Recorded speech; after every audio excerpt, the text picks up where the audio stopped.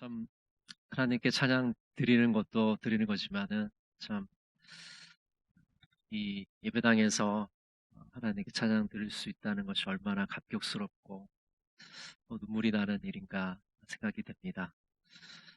지금은 우리가 비대면으로 예배드릴 수밖에 없는 상황이지만 이제 많이 남지 않은 것 같습니다. 또 대면해서 예배드리고 또 마스크를 쓰고 있지만 또 마스크 쓰고 예배드릴 수 있는 그날을 기대하면서 조금 더 참으시고요. 또 가정에서 예배드리시는 분들은 정성을 다해서 하나님께 예배드리는 시간이 되었으면 좋겠습니다.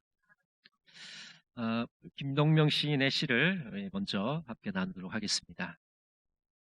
내 마음은 호수요 그대 노저오 나는 그대의 흰 그림자를 안고 옷같이 그대의 뱃전에 부서지리라.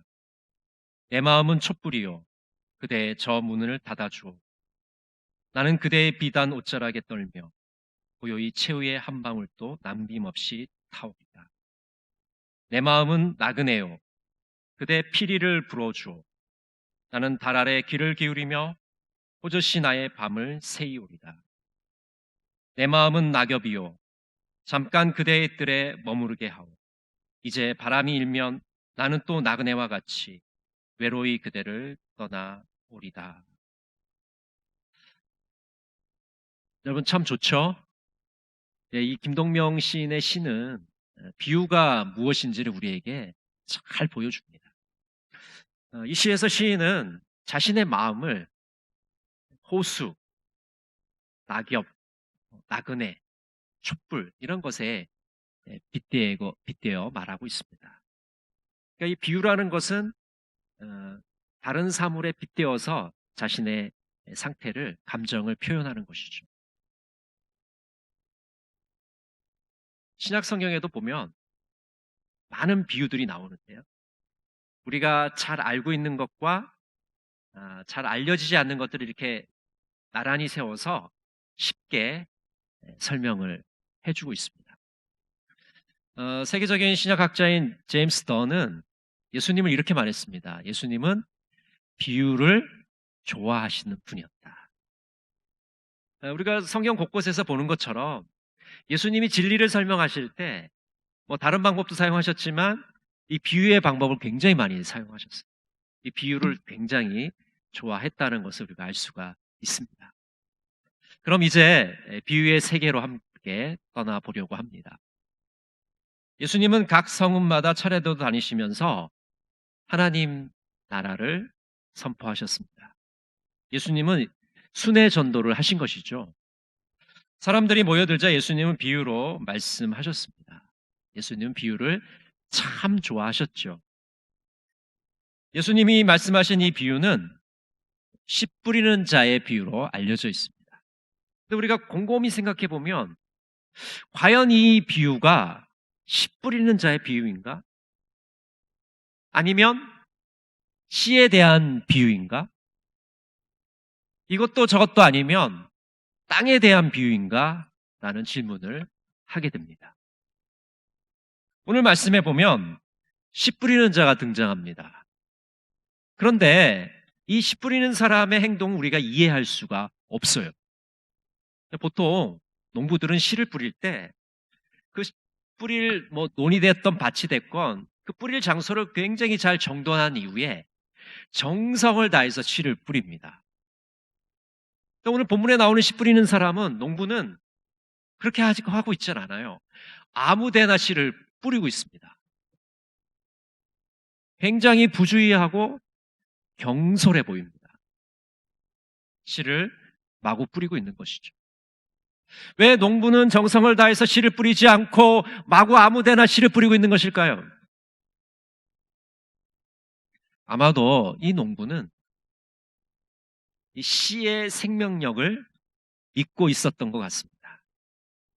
씨 안에 생명력이 풍성하게 들어있기 때문에 장소에 그렇게 구애받지 않고 씨를 뿌릴 수 있었던 것 같습니다.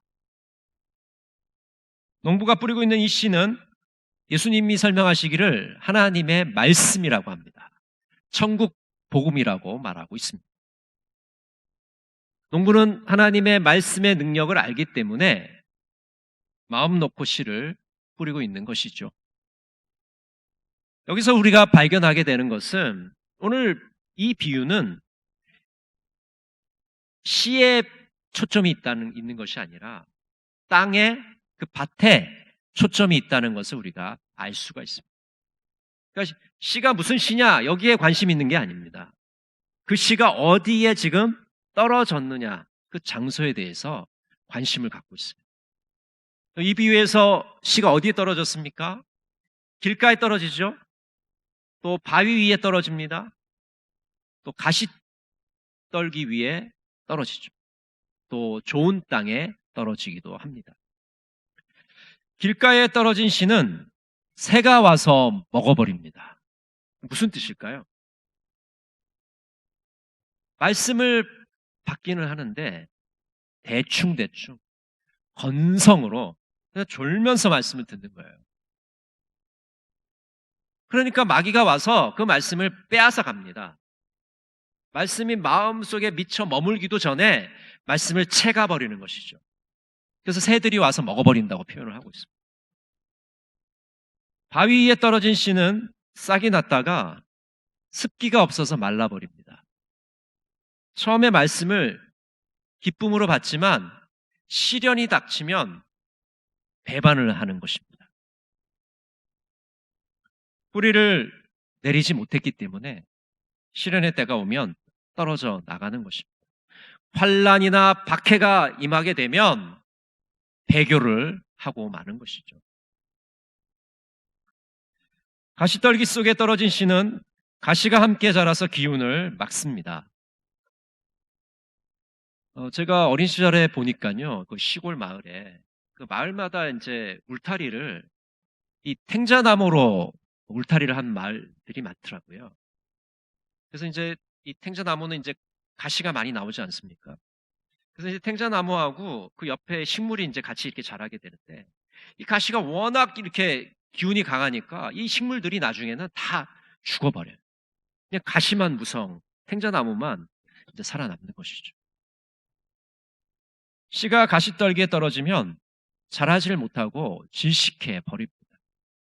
이것은 우리가 말씀을 받을 때 말씀에 집중하지 못하고 세상 것에 집중하는 것을 의미합니다.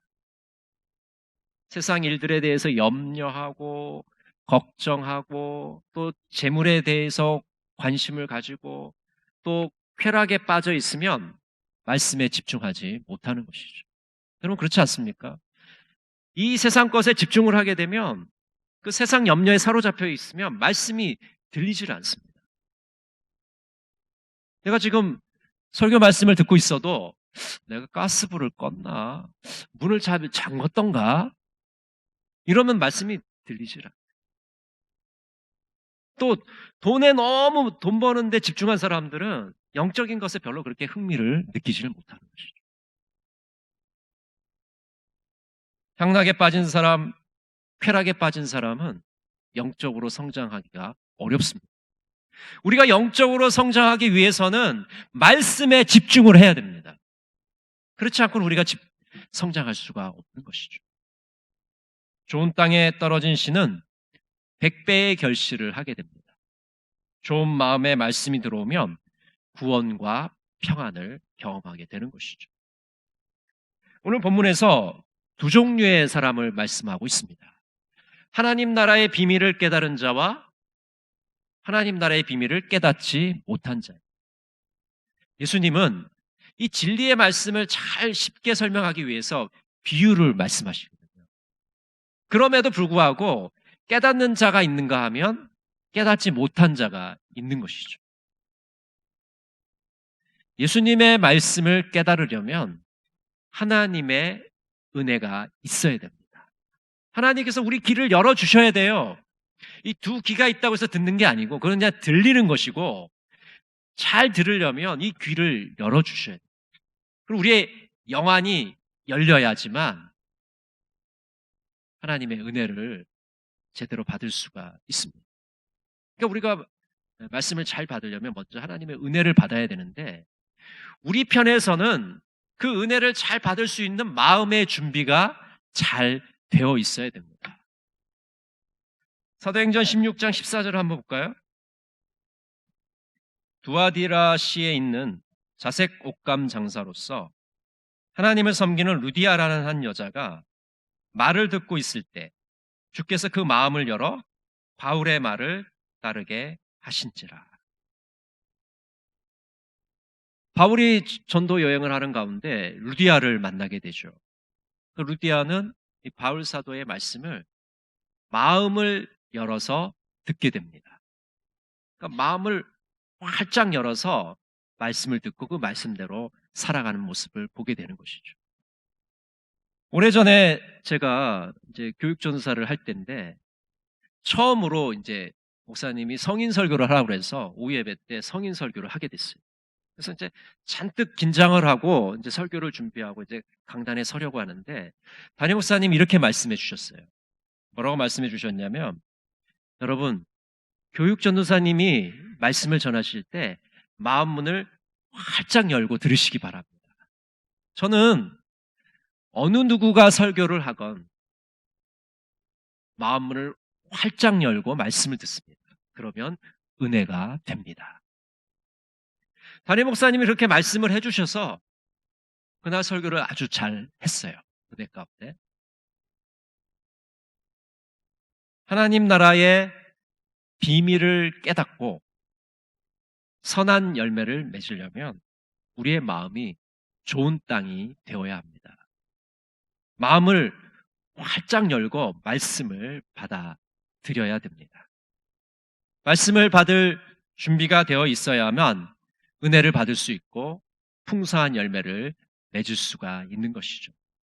오늘 누가복음 8장 15절 우리 같이 한번 보겠습니다. 아주 중요한 구절이죠. 좋은 땅에 있다는 것은 착하고 좋은 마음으로 말씀을 듣고 지키어 인내로 결실하는 자니라. 우리는 말씀을 받을 때 착하고 좋은 마음으로 말씀을 들어야 됩니다. 이 착하고 좋은 마음이란 고상하고 정직한 마음입니다. 겸손하고 순종하려는 마음입니다. 진리를 받아들이려는 그 열린 마음으로 말씀을 받아들이는 것이죠. 쉽게 말하면 아멘의 마음으로 말씀을 받는 겁니다. 우리 이정숙 집사님이 아멘을 참 잘하시잖아요. 네? 근데 말씀을 받을 때 아멘을 한다는 것은 무슨 뜻입니까? 그 말씀에 내가 동의를 합니다. 그 말씀대로 살겠습니다라고 결단하는 것이죠. 그러니까 착하고 좋은 마음이라는 것은 내가 하나님 말씀에 동의를 하고 하나님 말씀대로 제가 순종하며 따르겠습니다, 살겠습니다라고 하는 마음으로 말씀을 받아들여요.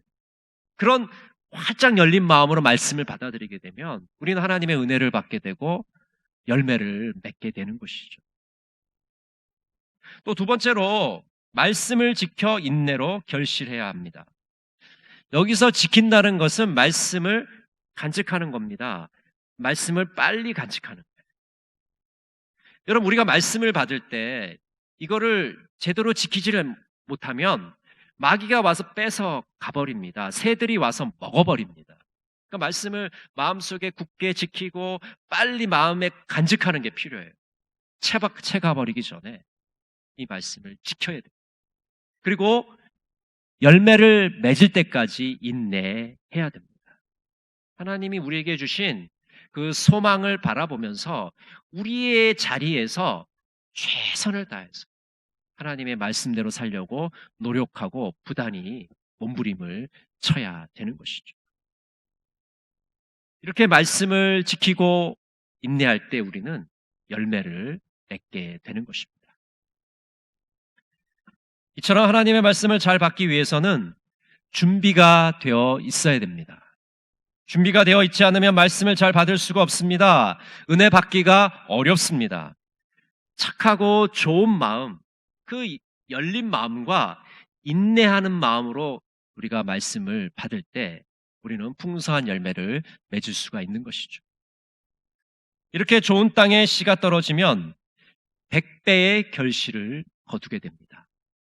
마가복음 4장 8절 같이 한번 읽어볼까요? 그런데 더러는 좋은 땅에 떨어져서 싹이 나고 자라서 열매를 맺었다. 그리하여 30배, 60배, 100배가 되었다. 여러분, 좋은 땅에 씨가 떨어지면 몇 배의 열매를 맺습니까? 30배, 60배, 100배의 열매를 맺는다고 했습니다. 한 분도 놀라는 분이 없어요. 우리 한국 사람들이 너무 이제 이 과장을 하다 보니까 100배도 적은 것 같아요. 그래서 어떤 분은 뭐 1000배? 뭐 10,000배? 이제 10,000배도 이제 별로 이렇게 감이 안 오니까 뭐 억만 배라고 표현하는 분도 계시더라고요. 너무 그렇게 과하게 표현할 필요가 없습니다. 100배면 충분합니다. 100배면 충분해요. 창세기 26장 12절에 보면 이삭이 그 땅에서 농사하여 그 해에 100배나 얻었고 여호와께서 복을 주심으로. 자, 이삭이 농사를 지었어요. 몇 배를 거두었습니까? 100배를 수확했습니다. 어마어마한 것입니다. 농사를 지어서 100배를 얻다니요. 오늘 예수님의 비유에 나오는 좋은 땅에 떨어진 씨도 100배의 열매를 맺죠. 그 당시 기록에 의하면 그 당시 이제 풍년이 됐을 때 수확하는 그 배수가 한 7배에서 10배 정도, 농사가 아주 잘 됐을 때 한 7배에서 10배 정도 수확이 나왔다고 합니다. 그럼 이 100배라는 것은 그 10배, 그 평년의 풍작에 비해서 10배 이상의 수확이 나온 것이죠. 정말 어마어마한 양입니다. 그런데 그 100배가 그냥 한 번만 나온 게 아니고 지속적으로 반복적으로 만약 100배의 결실을 맺는다고 하면 얼마나 엄청난 것이겠습니까? 여러분 한번 생각해 보세요. 매번 100배의 열매를 맺을 수 있다면 얼마나 놀라운 일이겠습니까?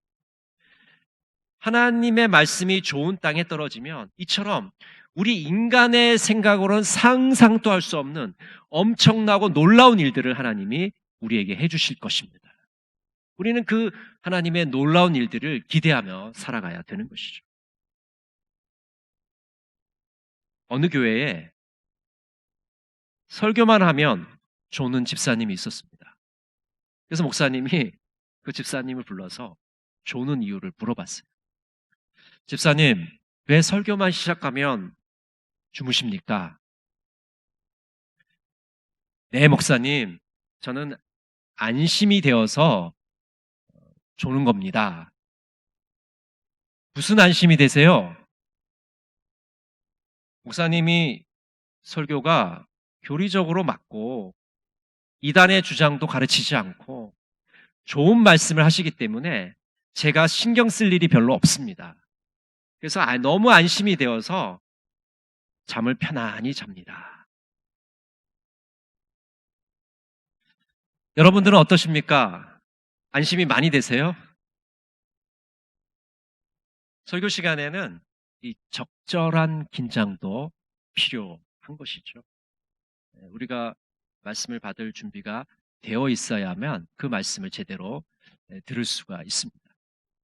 여러분, 육상 경기를 보시면 이제 달리기 선수들이 출발하기 전에 심판이 꼭 외치는 말이 있어요. 뭐라고 얘기하죠? 영어로 하죠. ready라는 말을 합니다. 그러니까 준비하라는 말입니다. 그러니까 지금 탕 쏘기 전에 먼저 마음의 준비를 하고 있으라는 거죠. 보통 엉덩이들을 많이 들더라고요. 이렇게 가만히 있다가 레디 그러면 이제 엉덩이를 들고 뛸 준비를 하는데 마음의 준비를 잘 해야지만 이게 출발을 잘 할 수 있는 것이죠. 근데 준비도 안 돼 있는데 갑자기 탕 쏘면 어떻게 되겠어요? 막 우왕좌왕하지 않겠습니까? 준비를 시킨 다음에 뛰어나가도록 만드는 것이죠. 영성가 토마스 머튼은 이런 말을 했습니다. 이 땅에 사는 모든 인생의 모든 순간과 사건은 그 영혼의 무언가를 심어 놓는다. 눈에 보이는 또는 눈에 보이지 않는 무수한 씨앗이 바람을 타고 날아가듯 영적 생명의 씨앗도 세월의 흐름을 타고 날아와 인간의 마음과 의지에 살며시 내려앉는다. 그 씨앗들은 대부분 죽어 없어지는데 그것은 인간이 받을 준비가 되어 있지 않기 때문이다. 하나님께서는 명시적으로 우리에게 자신의 뜻과 계획을 알려주십니다. 때로는 상황과 사건을 통해서 하나님의 뜻을 우리에게 알려주십니다. 근데 우리가 알아채지 못하는 이유는 마음의 준비가 되어 있지 않기 때문입니다. 준비가 되어 있어야만 그 하나님의 뜻과 계획을 알아챌 수가 있는 것이죠. 시편 119편 18절은 이렇게 말씀합니다. 내 눈을 열어서 주의 율법에서 놀라운 것을 보게 하소서. 여러분, 하나님의 말씀을 받을 때 마음 문을 활짝 여시기 바랍니다. 그리고 결실할 때까지, 열매를 맺을 때까지 인내하시기 바랍니다. 그러면 주님께서 여러분을 위한 그 놀라운 일들을 목격하게 되실 것입니다. 기도하겠습니다. 사랑의 하나님, 말씀을 받을 때 건성으로 듣거나 뿌리를 내리지 못하거나 세상의 염려와 성공, 쾌락의 유혹에 빠지지 않게 하옵소서. 착하고 좋은 마음으로 말씀을 듣고 인내로 결실하게 하옵소서. 예수님의 이름으로 기도드립니다. 아멘.